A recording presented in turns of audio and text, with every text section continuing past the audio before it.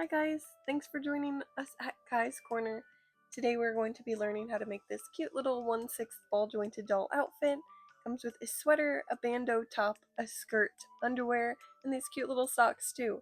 You can choose the length of the socks, but I'm going for this leg warmer look. I'm going to divide this into a couple different videos, just to save you guys from having to scroll through the video for the different piece of the outfit that you're looking for. Well, welcome to today's video. I hope you like it. This video will be regarding the sweater that she's wearing.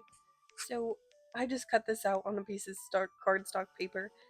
If you want to try your best, you can do that yourself, or I will also have it linked down below of this silly little one that I drew up today. You're going to need stretchy fabric for this project. Any type of stretchy fabric will do. I'm just using an old shirt that I personally don't like anymore. And bonus points if you have pre-existing seams down at the bottom. We'll use those for the skirt. Now it's time to go ahead and pin the fabric to the shirt. I'm using the top portion of my shirt because I'm avoiding those pre-existing seams down at the bottom that I said would come in later. Go ahead and pin around so that it's stable enough for you to be able to cut it out.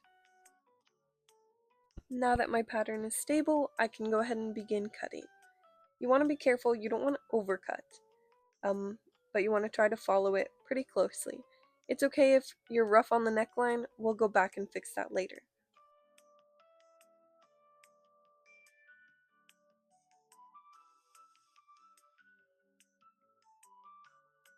Take note that I cut my piece out while my original shirt that I'm using is inside out, so I don't have to turn my pieces right side facing each other, but right side should be facing each other at this point in time.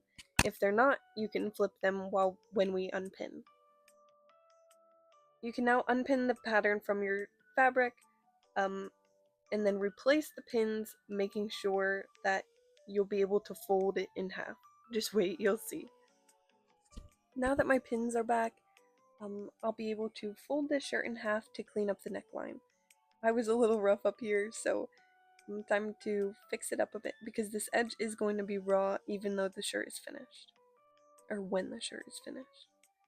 So go ahead and fold it in half and then cut smoothly upwards to give that round appearance. Much better. It is time to get sewing. So take note, we're going to be sewing from shoulder to the bottom of the sleeve. And we're going to be sewing the bottom of the shirt up and then to the bottom of the sleeve. And same on the other side. We are not going to be sewing the neckline. We are not going to be sewing the bottom hem of the shirt or the bottom of the sleeves.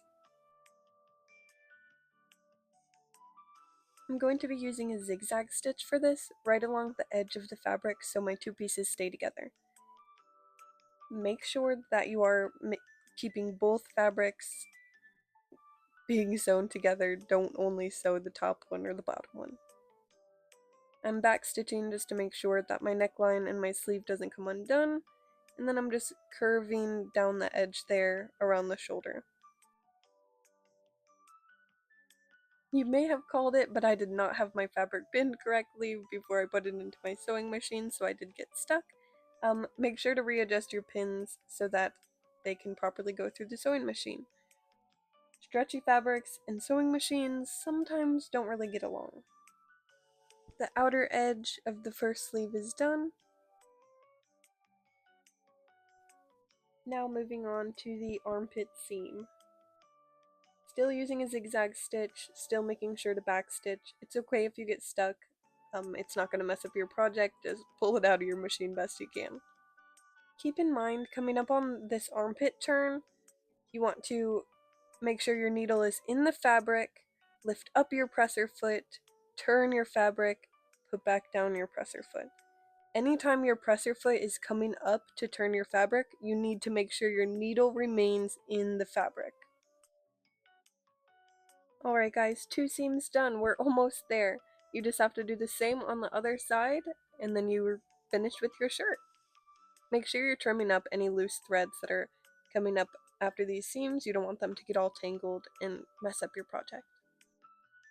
Make sure to adjust your pins, guys. Don't be lazy. Since we're working with small amounts of fabric, it is very important to pin properly.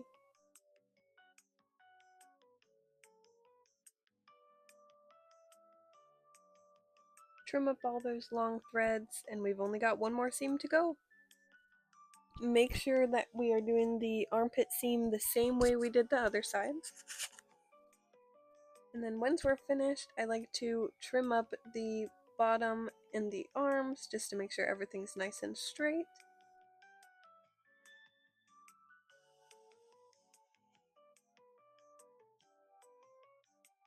At this point, all 4 seams should be done and your shirt should look like this, and you can go ahead and flip it right side in or right side out. The sleeves can be a little bit tricky, just keep wiggling and they should come out just fine. And boom, you have your little sweater. You can pull this over the doll's shoulders to have kind of a swoop neck like I did with mine. And then later on in the series, we'll be making a bandeau top to go under. Thank you so much for watching, and join us next time on how to make the skirt at Kai's Corner. Bye-bye.